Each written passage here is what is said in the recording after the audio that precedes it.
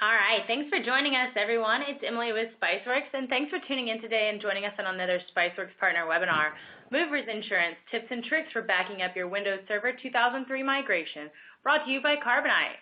Before we get started, I want to remind everyone that the webinar will be recorded. So if you have to step away for any reason, you will get an email with a link to the video in about a week. Also, there's a Q&A box on your screen to the left. I encourage you to submit your questions at any time during the presentation. We will get to those questions at the end via verbal Q&A. But if your question isn't addressed live, Carbonite will be able to follow up with you. So, now that all the housekeeping is done, I'd like to introduce our presenter, Chris Golub, Product Marketing Manager. So Chris, whenever you're ready, take it away. Thank you very much, Emily. Hello, everyone, and thank you for joining us today. As Emily said, my name is Christopher Golub. I'm the Product Marketing Manager here at Carbonite. I've got a couple other of our best and brightest joining me today. Andrew Hare, who's a Senior Product Manager, and Eric Riddle, who's a Solutions Engineer for our Carbonite Server Backup product. So in today's discussion, we're planning on talking about Server 2003 end of life and how you can set yourself up for success. Just order of operations, we're going to run through a presentation that we've prepared for you today, and then we'll open up for Q&A via the chat that Emily mentioned for the remainder of the hour. So looking forward to answering some of your questions then. Okay, here we go. Microsoft is slated to terminate support for all versions of Server 2003 in July, but you're definitely not alone. The latest research from Microsoft suggests that there's approximately 8 million instances of Server 2003 or Small Business Server 2003 running in the U.S. still. With less than 150 days left, this means it's just a huge event in the IT world. And with all the change in your environment that's happening on this time, it creates a lot of challenges for IT pros like yourselves, but also a great opportunity to take a fresh look at your IT infrastructure. So just a brief look at what we're going to cover today. We're going to go over the challenges and some of the opportunities associated with migration, do a brief overview of the options available for migration, talk about how backup fits in, why specifically Carbonite Server Backup can help, and then touch on life after migration.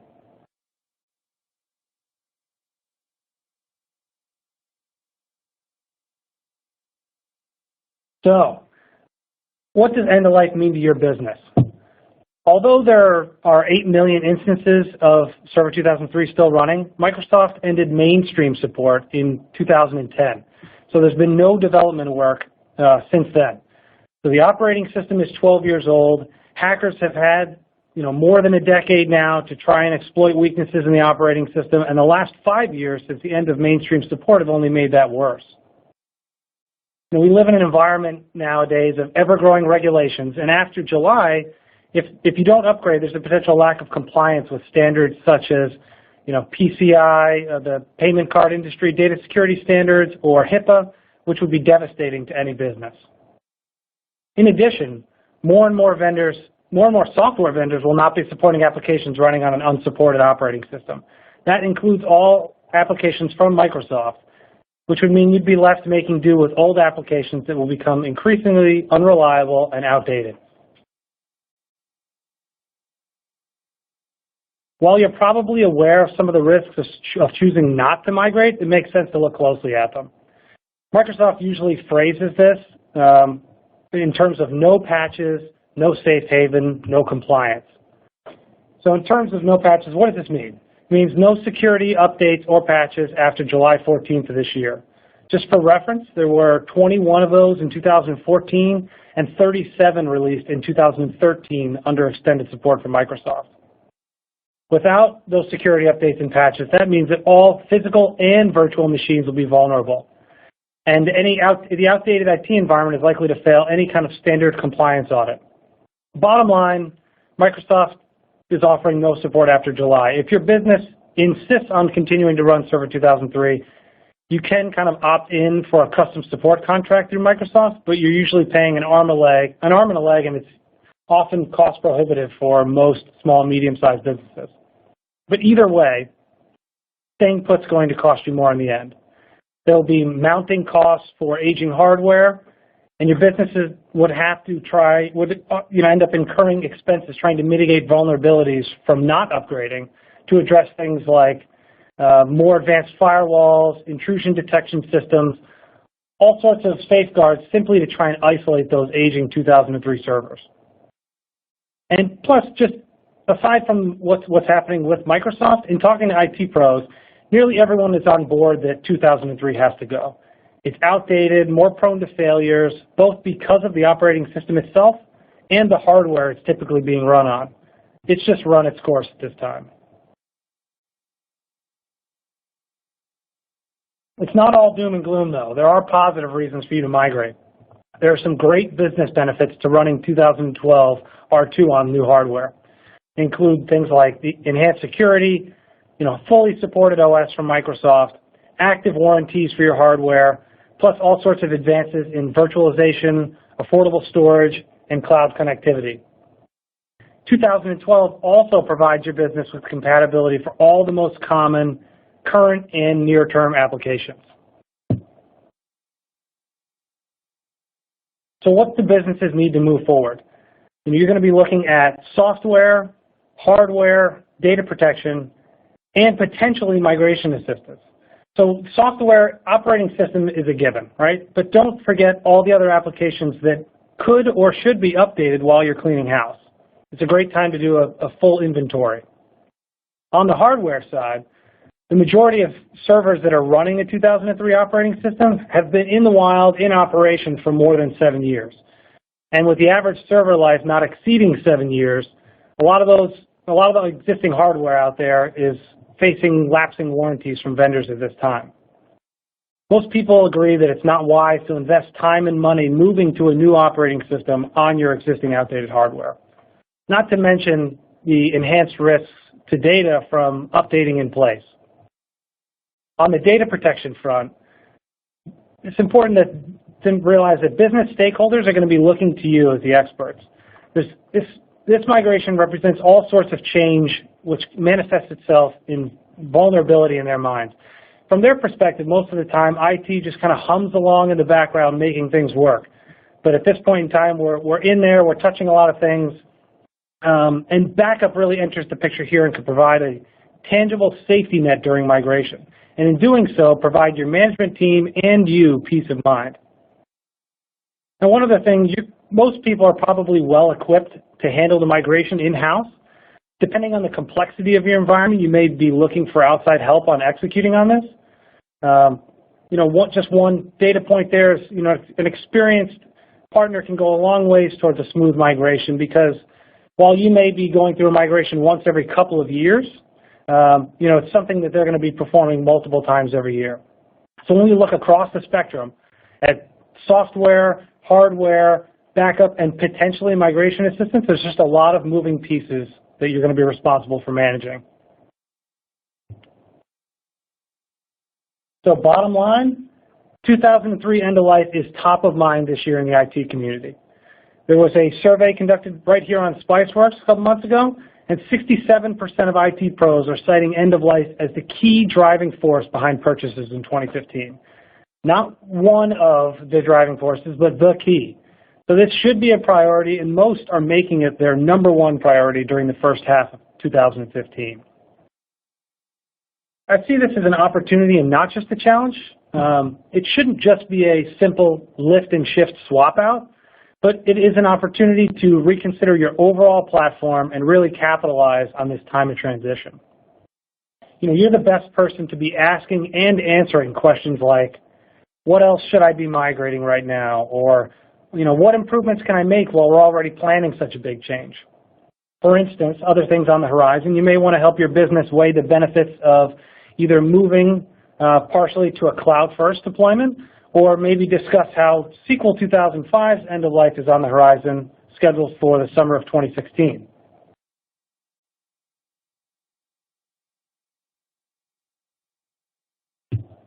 So as you know, there's basically 4 main options when it comes to migrating. Stay where you are, move to a new OS on existing hardware, move to new software and new hardware, or make that leap either fully or via a hybrid approach to cloud-first apps. Now, when it comes to the status quo and making no changes, that is not a good option for all the reasons we've just enumerated, both in terms of usability and the long-term costs that are going to start mounting. When you're upgrading in place on existing hardware, this oftentimes appeals to the more cost-conscious small business owners out there, but it's potentially short-sighted. Old hardware is more prone to having issues. Oftentimes there's a lack of support. And then when you're upgrading in place, there's going to be some period of time when the business is without its server. So when you take down the older setup and configure the new one, there's downtime and potential vulnerability there that's unlike the other paths. But if this path is chosen, backup is super important. The number of things that can go wrong is exponentially higher than, say, when you're standing up old and new instances in parallel. In terms of a cloud-first option, the decision to move to an infrastructure as a service model or simply to move apps to the cloud involves a whole host of factors, both for you and your business counterparts. I'm sure you're well apprised of how to have those conversations, and they're likely becoming more prevalent each month. From our point of view, we're seeing SaaS offerings of every shape and size cutting into local, and more businesses are kind of warming to these more cost-effective, lower maintenance options. One good example here is Exchange Online, hosted by Office 365. Microsoft's just absolute domination of the market's most foundational business applications means that now that they're putting their weight behind as-a-service models, this trend is only going to be picking up speed and kind of continually moving down market into smaller and smaller businesses. IDC, a third-party research institute, recently came out with a study that said 30% of small businesses were going to be leveraging Office 365 in one form or another during 2015. From our vantage point, backup still plays a crucial role in cloud-first migrations, both during the transition, like it's going to in all paths, and to keep that local rollback option in case something goes wrong as you try and make that leap to the cloud. But our bet is that the majority of you are going to choose to upgrade software and move to like hardware, keeping the majority of your environment local.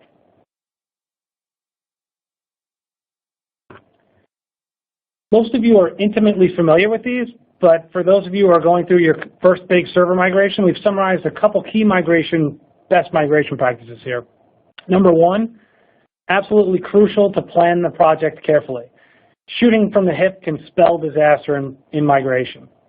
That means, breaking this down and planning it out into phases with clear milestones. That way, if anything goes wrong, you can roll back to a previous state and avoid data loss and just the amount of work that would be required to redo what you've just done. Number two, absolutely crucial to have the right person managing the process, and this is where you come in.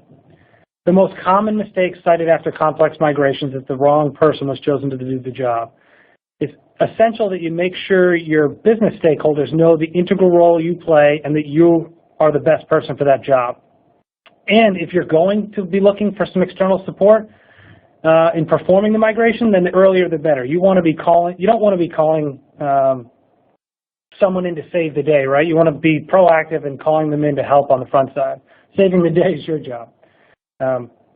Getting buy-in and a comfort level from your business stakeholders is important. I'm betting that their peace of mind is going to go a long way towards making your life a lot easier. Number three, if you're moving to new hardware, you have to be setting up a new instance that's going to marry that old system. Both systems will stay online for a period of time during which you can migrate the data, test applications and services, switch over any clients to point to that new server, etc. And, having these two systems standing up in parallel gives you options, time to get things right, and the ability to troubleshoot in real time without downtime for the business. That moment when you turn off the old system and turn on the new is often the most treacherous time during the migration, which leads us into number four, which is that crucial is secure and reliable backup as part of each phase of the migration, before, during, and after the new system is deployed.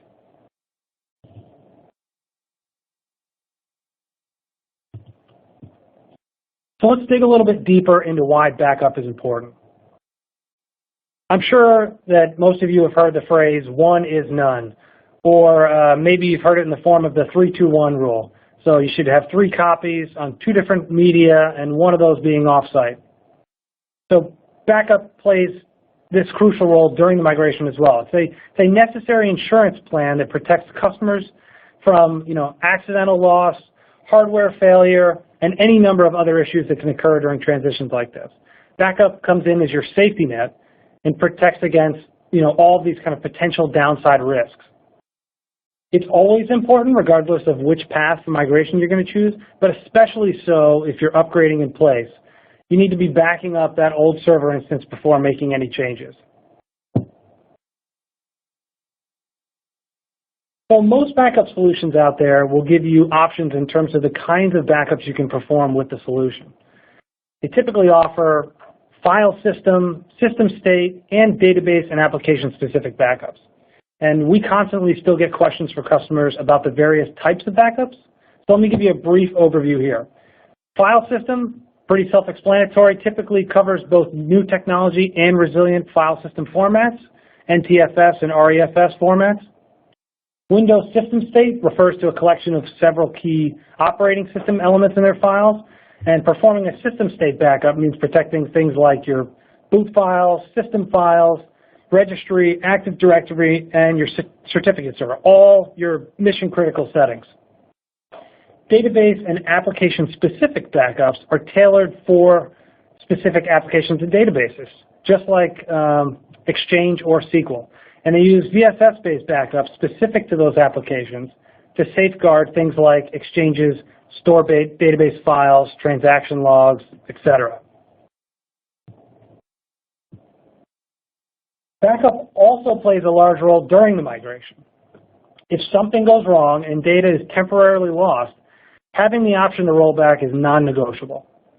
So all 3 types of backup are important to make sure that you're fully protected and have that safety net. It's one thing to think you have it, it's another thing entirely to have it 100% in place. Any one of these backup types I just went over in isolation leaves vulnerabilities, so be sure to leverage all 3 as necessary for your situation, depending on what you have on those servers. It's also worth noting that backup solutions can help when moving data. Oftentimes, backup solutions will allow you to restore data into a newer version of an application. So for instance, we mentioned SQL 2005 earlier. A backup solution can help you port data over between SQL 2005 and SQL 2014. Just a couple other things to keep in mind during migration. When upgrading to new hardware, we talked about standing up new and old instances in parallel. Backup of both of those, new and old systems, is essential so that data can be recovered should anything go wrong with either setup. More options is better than less options. And backup solutions that have a hybrid capability, meaning support for local and cloud targets, is preferred. That enables the ability for you to restore quickly from local and kind of minimize downtime while you're performing the migration. If you're restoring during a migration, it's already a stressful situation. So you want to be back up and running as quickly as possible. And then having the ultimate security provided by that offsite cloud copy gets back to that 3-2-1 rule we alluded to earlier. Beyond the role of safety net before and during, plus potential for moving data during, backup plays an important role after the migration as well.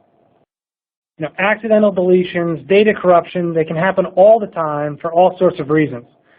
And with your help, your business can put in place an ongoing disaster recovery plan so you're back up and running as if nothing ever happened when the inevitable happens.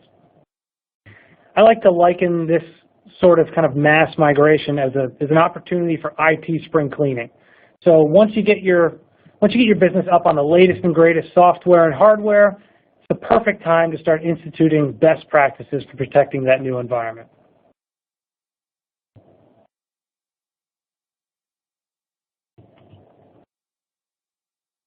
So we believe that Carbonite Server Backup fulfills all the requirements I just spelled out for backup during migration. Let me give you a brief overview of some of what makes Carbonite Server Backup unique and well suited to the task at hand. One important thing to start with is that Carbonite Server Backup follows a differentiated packaging model versus a lot of the other vendors out there in the industry. A subscription automatically includes hot backup for unlimited servers, physical or virtual, unlimited databases, unlimited applications, and unlimited NAS, SAN, or EHTs. We do not follow the typical overly complicated license per server or per application model, which means that regardless of how many servers you're migrating over or protecting going forward, costs are going to stay under control even as the business grows.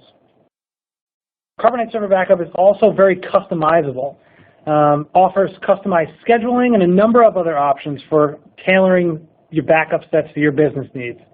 For instance, bandwidth throttling. So by default, the software will run at the maximum possible speed to and from the cloud using all the bandwidth it can. Throttling allows you to control the amount it uses, either at the global level, which would affect all backup sets, or on a per backup set basis. Another example is retention. So I said there's two forms of retention built in, number of cycles and time retained.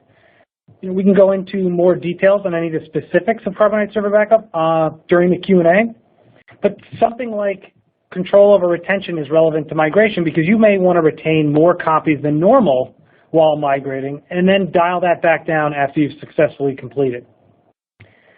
Those are just two examples, and there are several other customization options available, such as the encryption level, custom script deployment, and compression. So as I mentioned earlier, hybrid is a big value add, and Carbonite Server Backup is a hybrid solution. So it's up to you to decide what gets stored locally versus what's in the cloud, and you can choose either or both, whatever you deem preferable. Most customers find that they get the best of both worlds leveraging local and cloud. I just wanted to take a moment to also mention that we take data privacy very seriously, and we support compliance with all the most common industry regulations and standards, including HIPAA, FERPA, GLBA. We offer business associate agreements and SSL and encryption, so data is protected at rest and in flight.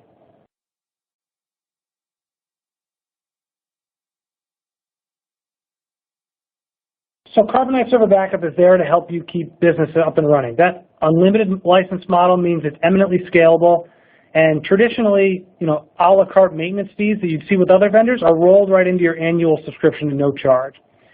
So once you set it up how you want it, CSB executes automatically and operates under management by exception, just alerting you with only the notifications that you want to receive.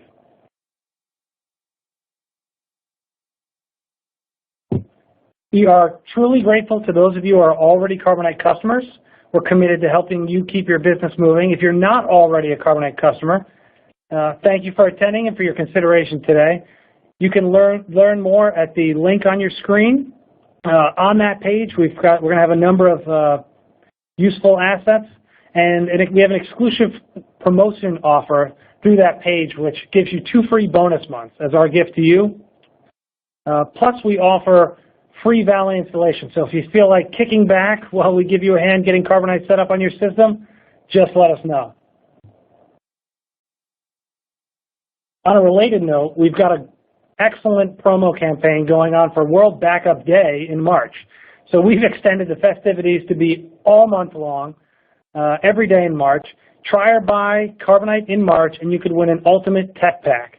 So any trial or purchase in the month of March counts, and automatically enters you to win a special World Backup Day prize package, which includes a GoPro, Surface Pro, and a couple other really cool tech items. So it's just another awesome incentive to give us a try as you look to protect your 2003 migration. At this point, I would love to open up the floor for any questions you may have. Please also keep in mind that if you have additional questions after time runs out, Carbonite Sales is always available to answer anything, or if you're already a customer, you can take advantage of our dedicated business support team who are ready to help. So with that, Emily, I'd like to open it up and field a couple questions. Yeah, what a great presentation. Thanks, Chris, and what a great promotion for World Backup Day. Do encourage all to, get in on that contest as well as get your questions in for the Carbonite team. So we do have a few questions coming in from our audience. Our first question is, how much time does it take to restore the data backup? specifically 300 gigs.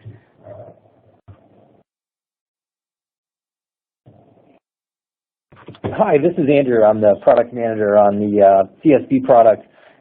Eric Riddle may chime in with some of his perspective, but I'll tell you that the software is very fast. So a restore locally would be based on factors like the speed of the processor that you have, the read speed on the disks that you're pulling from, and if it's not direct attached storage, if it's network storage, then it would be the LAN speed. So if you have 100 megabit connection, then you have to think about that as probably being the bottleneck there. So the answer is it depends, and it's more driven by those factors than the software itself. We've had our software tested against competing server backup vendors, and that's published on our website. I can't recall the third party that did it, but we were proven to be the fastest in both backups and restores. So I would say more than likely it depends on the hardware you're talking about. Eric, do you have anything to add there? No, I don't really have anything to add to that. It depends entirely on the data itself, where it's located, how your server is set up. There's too many factors to make an accurate prediction, other than the fact that we typically go as fast as your hardware allows. Awesome. Great question. Thank you. Our next question is, what's the approximate cost to perform a migration? Yeah, so I'll take that one. So the cost to perform a migration is highly variable, right? It depends on what path you're going to take, if you're going to be upgrading in place on your existing hardware, if you're going to be replacing that, virtualizing, moving to some form of cloud first, and just the general size of your environment, the number of affected servers you're moving over. I think the best way to answer that is probably in terms of the time to perform migration. So in speaking with some other IT pros, we've got an overview of basically a typical SMB migration where they're replacing with like hardware. So when I say typical, I mean one or two servers running 2003, about 10 workstations that are pointed towards those servers, 2 line of business applications, and maybe 2 support applications. Looking at an all-in time to complete that migration from start to finish at about 40 hours. But like I said, the cost component can be highly variable.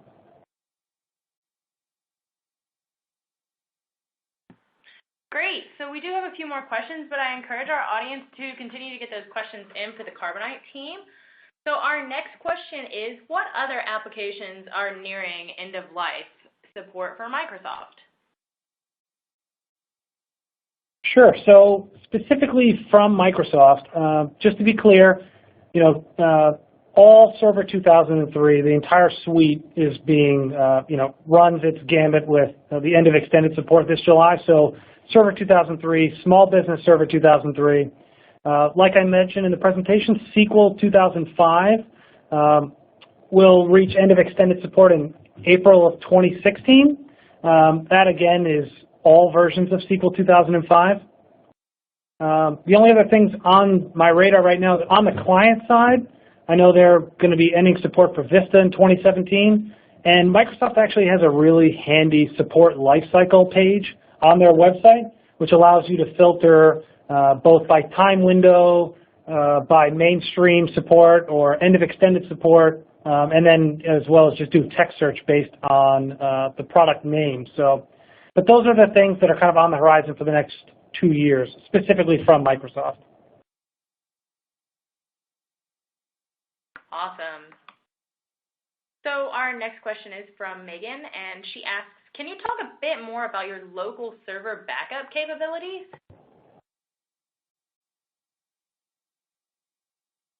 Let's see, local server backup capabilities. Yeah, so I think what that's referring to is our ability to do what's known as a hybrid backup. So we don't just replicate, or we don't just send things directly to the cloud. I know there are backup vendors out there that will just do exclusively cloud backups, and our endpoint product works that way, where it's really just focused on streaming files up to the cloud and doesn't store anything locally.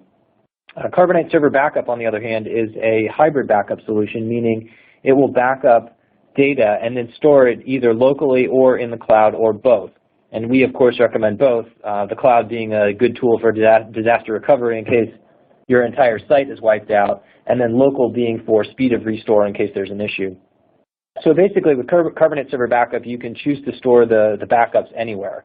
That includes direct attached storage or any locally accessible storage locations like a NAS or a SAN or anything like that. Anything that you can access through the server that you're backing up. If you've got an account on that network attached storage, then you can write to it to store your backups. And then of course you upload to our cloud, and we have data centers throughout the world, and you can choose your backup location or your upload location for speed and so forth. So that's kind of one of the primary value props of the product is the hybrid solution. Fantastic. So we do have a few more questions, but like I said, get your questions in for the Carbonite team, and we'll get those answered before we close out for the day. So our next question is, I'm looking to migrate very soon. How long will my first full backup take with Carbonite Server Backup? Yeah, sure. So that's a great question. It actually kind of dovetails into the question Andrew addressed earlier with the restore speed. So there's a number of factors that come to play there. So one is, are you looking to take advantage of local or cloud or both? Local is going to be driven by a lot of the factors that Andrew mentioned before, in terms of write and read speed of your hardware, processor capability, and basically how you have Carbonite Server Backup networked over to whatever storage you're going to be using. On the cloud side, there's a number of factors, but the two most important are going to be the backup size that you're looking to perform, and I'm assuming that's going to be a full backup versus a differential incremental backup, and then the bandwidth. So Carbonite Server Backup has a built-in backup size estimation tool. So if you go ahead and create a backup set, select these files and folders that you want to back up, save that backup set. Within the backing up tab, you'll see within the client, there's a button to estimate backup size, and what that'll do is basically give you a ballpark for the full uncompressed backup that you're about to perform. So if you wanted to enable compression after that, you could, and depending on the makeup of the files that you're going to be backing up, you could significantly reduce that size. But once you have that number, you basically know how much you want to back up.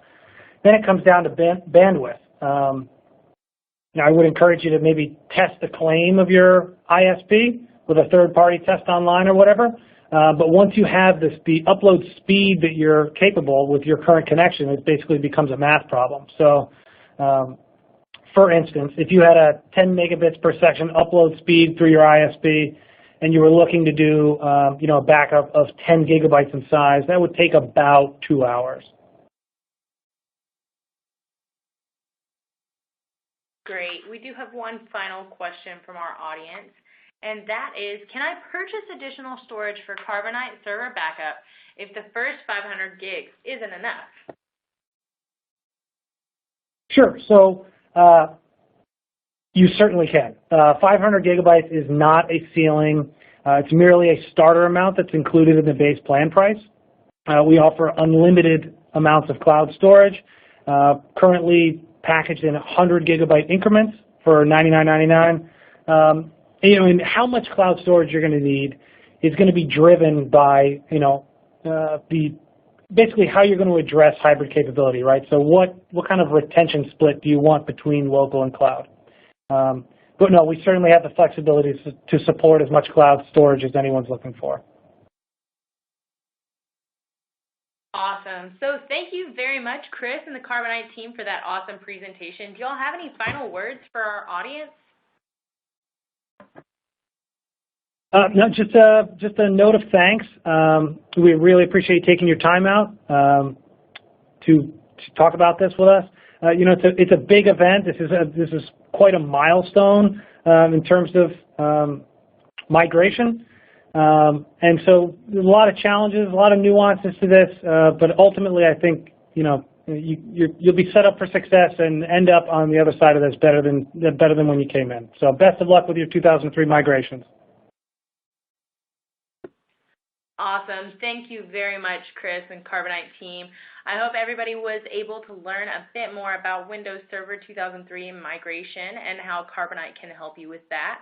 I do want to remind everyone that if your question wasn't addressed live, Carbonite will be able to follow up with you. Also, if you had to step out or miss any part of today's presentation, you will be receiving an email with a link to view the presentation on demand in just a few days. Special thanks to Carbonite for sponsoring today's event, and thanks to each and every one of you for tuning in today. We hope to see you back soon for another SpiceWorks Partner webinar. But until then, stay spicy.